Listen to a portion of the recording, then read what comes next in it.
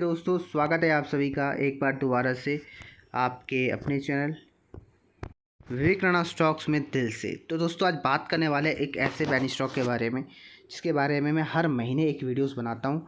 Right, जून महीना start हो चुका, तो मेरी ड्यूटी और रिस्पॉन्सिबिलिटी बनती है कि आपको अपडेट करूँ कि स्टॉक में क्या कर सकते हो, क्योंकि बहुत पहले स्टॉक हमने आपको मात्र ₹1 के प्राइस में सजेस्ट किया था। राइट, हाँ, एक नहीं ₹2 के प्राइस में सजेस्ट किया था। स्टॉक ने ऑलमोस्ट 8 से 9 रुपये का हाई लगाया और अभी ऑलमोस्ट प्राइस 100% का रिटर्न हमें दे रहा है उस प्राइस से जहाँ आपको बताया गया था।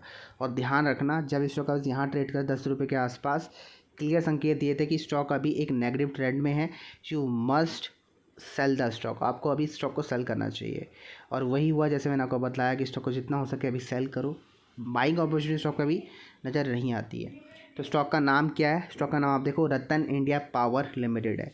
तो ये भी देख लेते हैं कि क्या स्टॉक के Q4 नतीजे आउट हो गए, अगर हो गए तो कैसे रहे नंबर्स, ये भी हम देख लेते हैं। और सबसे इम्पॉर्टेंट कि क्या लेटेस्ट प्राइस एक्शन बन रहा है, क्या हम स्टॉक को अभी बाय कर सकते हैं या नहीं। ये सब क्वेश्चन के अगर आंसर जाने तो वीडियो को अंत तक देखना।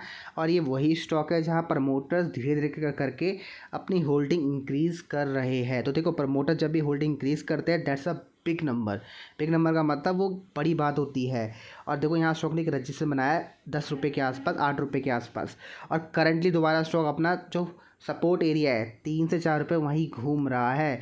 तो जितना लंबा ये टाइम यहाँ बिताएगा उतना अच्छा होगा आप लोगों के लिए, हम लोगों के लिए, कि हाँ स्टॉक फिर ऊपर जा सकता है।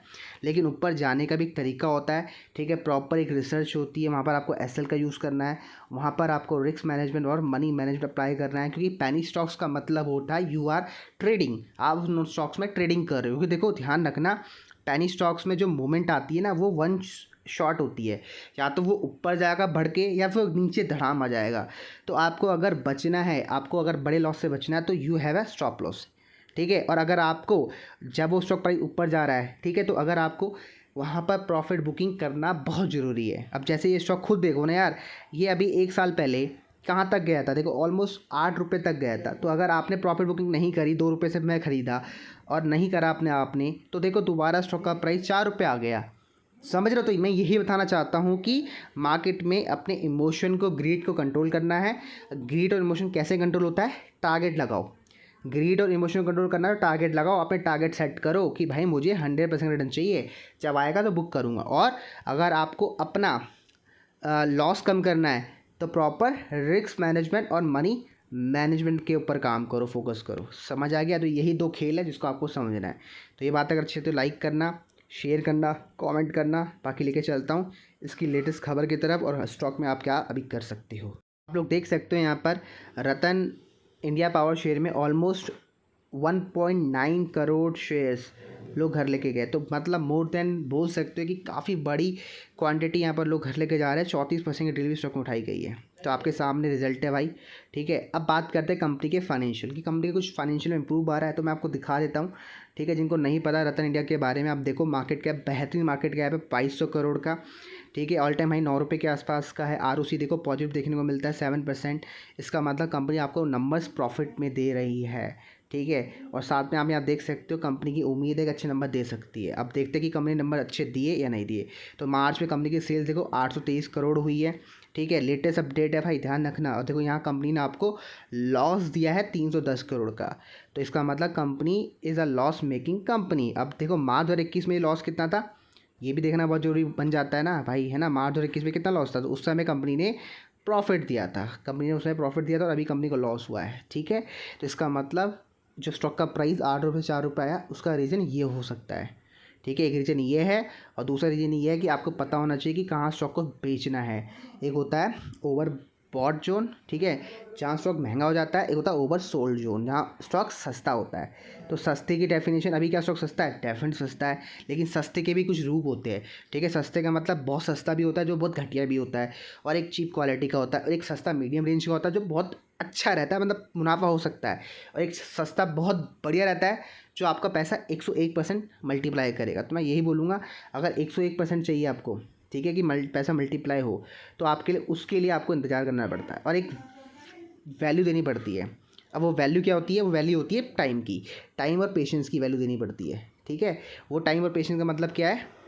टाइम और पेशेंस का मतलब ये कि आपको राइट प्राइस का इंतज़ार करना पड़ता है। कभी कभी तो 3-3 महीने वेट करना पड़ता है उस प्राइस का आने का 3-3 महीने। मैं क्या बातें बोल रहा हूँ, चार्ट में लेके चलता हूँ, वहाँ पर आपको समझाता हूँ। और चीज़ मैंने बताई नहीं इसमें, इसका शेयर होल्डिंग पैटर्न वो देख लेते हैं, इसमें कुछ चेंजेस तो नहीं हुए। तो देखो प्रमोटर्स की जो होल्डिंग है वो लगातार बढ़ रही है। देखो पहले कितनी थी 39, फिर 39, फिर 44, ऑलमोस्ट 6% का इजाफा हमें देखने को मिलता है प्रमोटर्स की होल्डिंग में।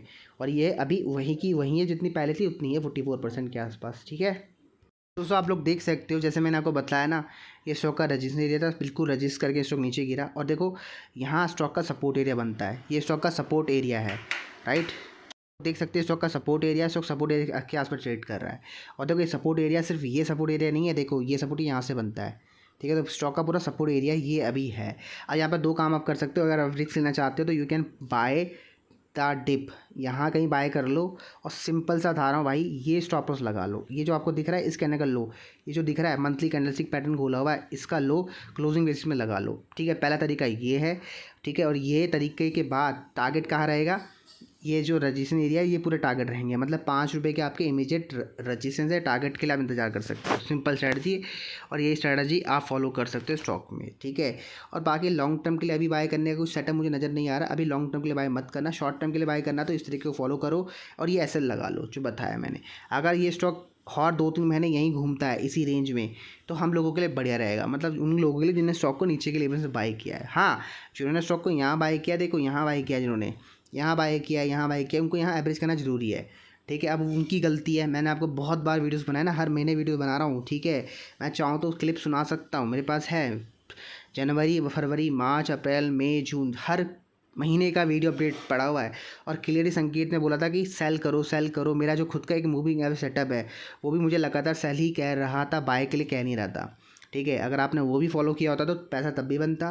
ठीक है, आपका नुकसान तब भी नहीं होता कि फॉलो करते। और अभी सस्ता मिल रहा है, यहाँ से स्टॉक 5 रुपये तक जा सकता है आराम से, लेकिन आपको एसएल लगाना है। एसएल मैंने आपको बता दिया, ये आपका एसएल होना चाहिए, क्या ये वाला प्राइस, समझ आ गया। तो इस वीडियो को समाप्त करता हूँ। और जो बातें मैंने आपको बोली, greed emotion is equal to target, तभी वो कंट्रोल हो पाएगा, ग्रीड और इमोशन। और दूसरी बात, stop loss is equal to risk management और मनी मैनेजमेंट, मतलब लॉस अगर कम करना है तो ये जो दवाई है इसको यूज़ करो, रिस्क मैनेजमेंट और मनी मैनेजमेंट की।